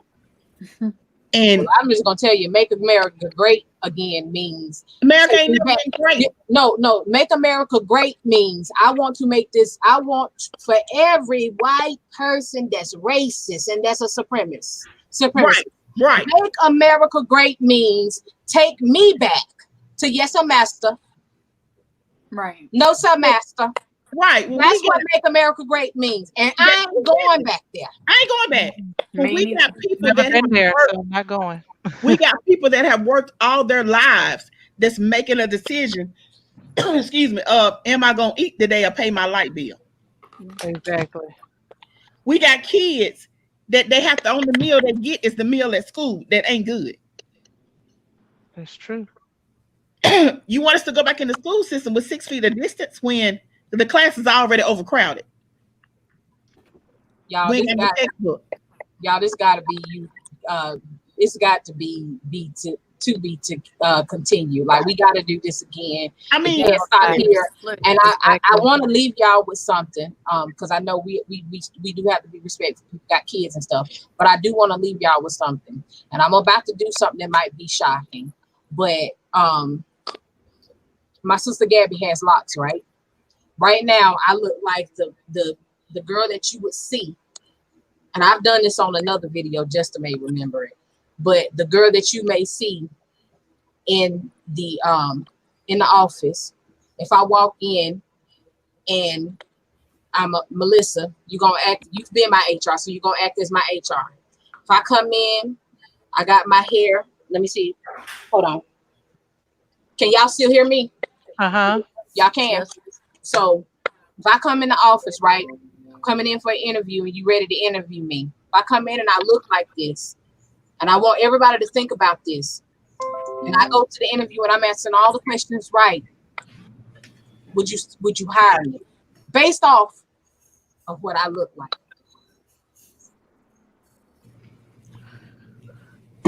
I would. It would be, Yeah. for me, it would be based on how you answered the questions that I'm asking you. I can't go by how you look. You can't go by how I look. No. But if I was like this, most people would say, okay, I'm gonna hire you. Tone down my eyeshadow. My eyeshadow wouldn't be this here, because if I go to an interview, because I've said it before, I have interview hair. Come on now. I go to an interview and I have this, because this is the way we've been raised and to proceed. It's hard to go and have locks like Gabby, but if I do this, and look, I'm beautiful whether it's on or off, so it don't matter. But if I do this, take it off, and it's braided down right now, and all you see is this, would you still hire me? Because at this point, I'm natural. I got locks just like Gabby got locks. And I come into your place of employment and I look at this. I want you to think about it. That's the way racism is. Because you're basing me off of this silky straight stuff and thinking that I'm not capable of doing something because I look like this. Right. Because my hair is like this. Because my skin complexion is like this. Sherry, you can even go further back. I've sat on scholarship boards and they'll look at a name and put it in a different stack. Yeah. So They it go ain't look even at your name. it And ain't that's even the thing. it Because ain't when I even walk, your appearance before you get there. It's your name. but when I walk into the place, we had this conversation, Karen, correct? Earlier. We had this conversation. If I walk into the room,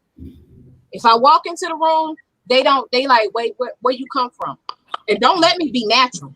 And I walk into the room because my name is Cherie Justiniano. So when you hear me and I'm talking to you over the phone, of course I change into my corporate voice. Like I'm professional at that point. So I sound like a white woman. But then when I show up, I'm not that. I have missed out on plenty of jobs because my name didn't match the way I looked. Oh yeah, I've sat in an interview before with a white man while he politely told me he felt like I wasn't smart enough for the job. But you ain't asked me no questions about the job. You don't know what I know concerning this job. So everything you basing it on is what you see before you. Because my name is Gabrielle, and so that's not always intimidating until you see me and I have locks. So I haven't always had locks. There was a point in time where I had a relaxer, wore my hair straight, and so I could see the difference between when I had straight hair versus now I have locks with the way people perceive me, because I'm automatically a threat because you got to be a thug or you street because you got locks. It can't be just because I'm embracing my culture or I love my natural hair. I'm automatically seen as something I'm not. Wow. So at I the, mean, at the I've end had of the day, situations, go ahead.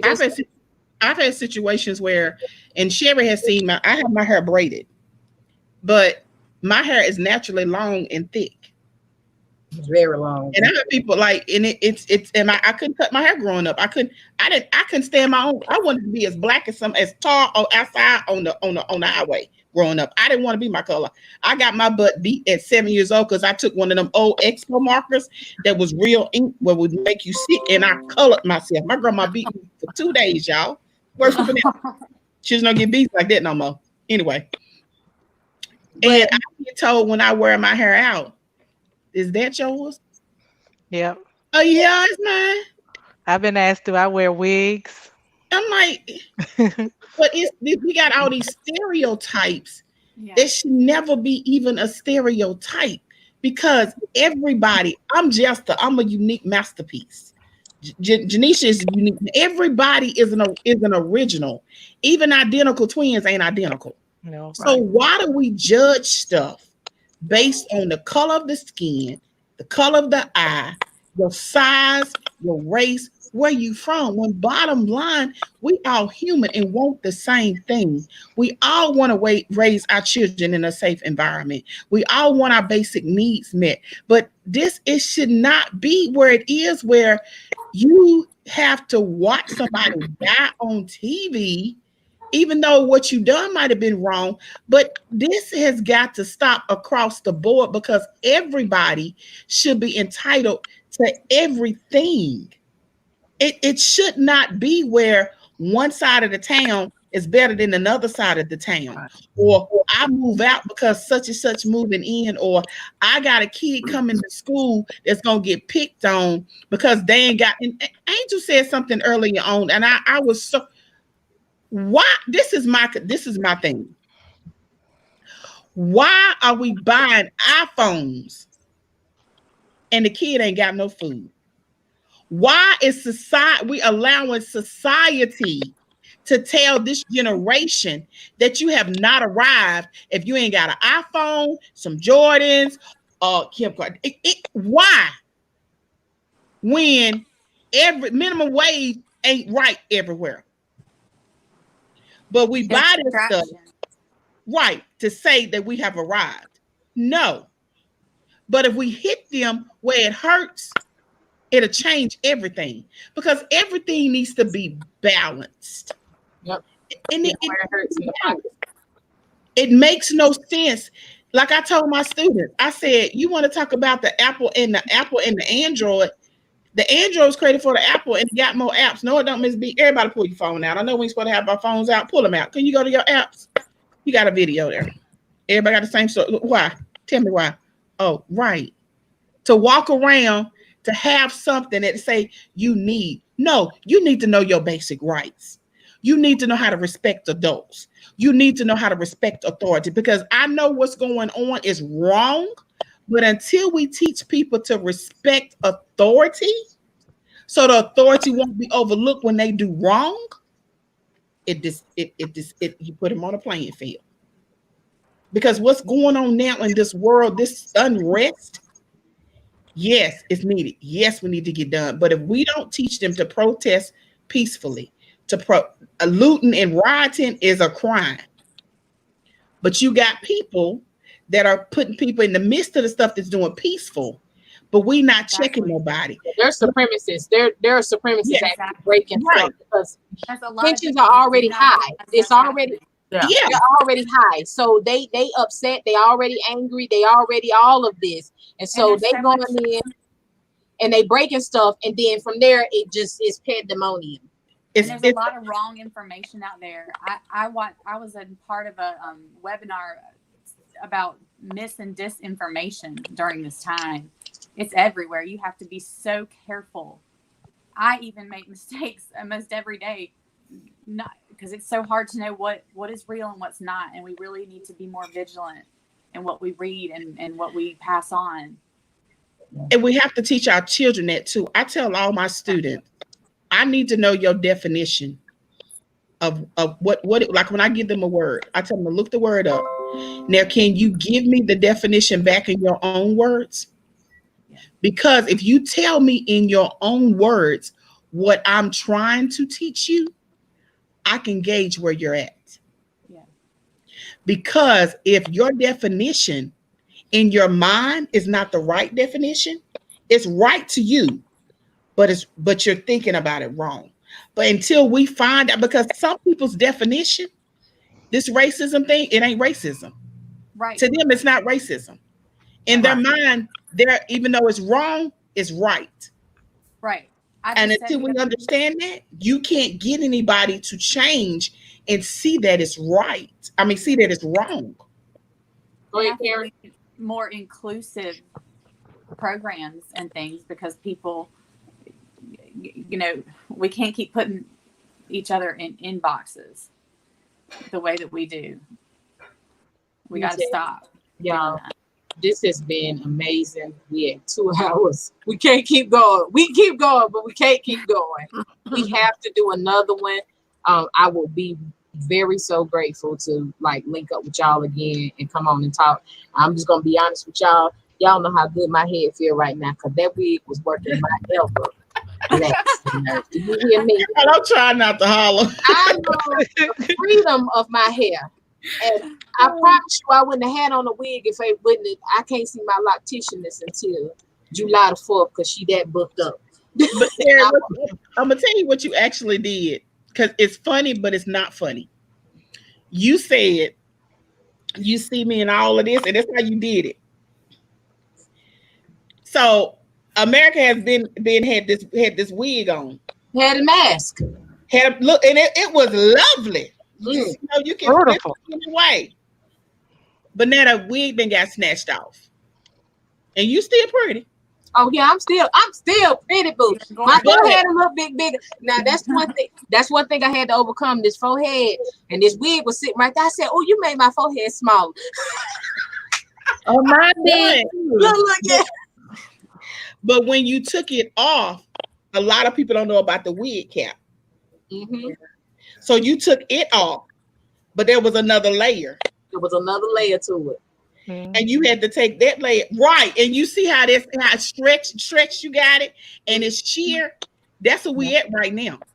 Yeah, exactly. The wig is off. Go ahead and teach. But the covering, the wig cap, which is stretching, and you can see this generation has stretched some stuff, and you can it's sheer, but you can see through it. But what are you doing behind the sheerness of what's being presented? What you doing? Because this generation is holding the wig cap. Because they're like, oh, hold up. Like you were saying before, my generation, we were told not that you can deal with it. And we were taught a different way because we had authority and stuff and we fought stuff. But this generation, like, no, mama, I ain't doing all that. Because my son, mama ain't, no, I'm like, mama, no. And I said, okay. And I had to take him at his word. I said, okay, but I still want you to be safe. I still need you to voice your opinion the right way. Because bottom line, you black, and that ain't gonna change. Not like right now. It ain't gonna change right now. Right, it ain't gonna change. We got to change our language. Right, it ain't gonna change. It's not gonna change right now, but the change is coming because we are becoming the change. Right. You speak right. I need for my back because y'all. I'm not good at quoting them. I know it in my heart. You speak those things. Come on. You gotta know they work. In the world by Gandhi. Yes. So listen, you got it. You got to do it. You got to speak it. I don't say my spiritual mom and mentor, Irma Bear Scott, taught me this, and she says it all the time, and I say it all the time now. She doesn't say I love you to death. Because I don't love you. I love you to life. I love you to life. Yeah. I like that. I love you to life. So you got to start redirecting how you speak. We going to get through this. We going to change. We going to do better. We going to be better. Yep. So the power of the tongue. So with that being said, Melissa, you are my sister. We bleed the same blood, girl. Yes. Karen, yes. You are my sister. We bleed the same blood. Yes, we do. Gabby, you are my sister. We bleed the same blood. Jester, you are my sister. Precious Pearl, sister. Yes. All kinds of sisters. We bleed the same blood. I didn't even know Jester had my in Black culture. We have these rags that we keep with us and have like our little names on it and stuff. She had my sweat rag, y'all. I let her clean her face with my hair, her makeup. Her makeup was on my rag. We were sharing the same sweat rag. You are my sister. Janisha, you are my sister. Amen. You all are my sister. And for Miss Angel Harper, they had to get off because she got to go to work. You are my sister. We all bleed the same blood, and we got to keep this going. And I don't know. I know a few. I don't know if they'll be willing, but if you know somebody, Melissa or Karen, and we will not attack because we don't do attack. We ain't attacking nobody. But if you know somebody who's still on the other side, but really want to dialogue and really want to talk, let me know. I might can pull a sheriff in on this talk if y'all want to. Cause I was thinking of a few people myself that I know. I want to hear from why you stand at that why you in that place. It's good to hear from you. You stand with us, but I want to hear why you don't stand with us. Mm-hmm. We need to hear it. Right, how can we help change this? Right. Like, can you come over and sit at my house? Let's eat. Let me feed you. Let me give you some of this soul food. Come and get your soul food. Okay, I'm sorry. So y'all all have a wonderful I am a musical box. I think of songs for everything. Thank you, everybody, for tuning in. I can't say this. We went up in some numbers because I seen them. We dropped down, but we didn't have a faithful 10 that's been sitting here the whole time, y'all, that watched the whole thing. Thank y'all for coming. Thank y'all for coming. Thank y'all for tuning in. Share this post. I hope I didn't scare y'all when I snatched that wig off. Because some of y'all wasn't ready for it. I felt like it was a cool breeze that just went through. Yes, girl, it just went through. I felt good. But I love y'all all to life. Y'all all have a good night. Be blessed. You too. Good night. Good night. Good night. Oh.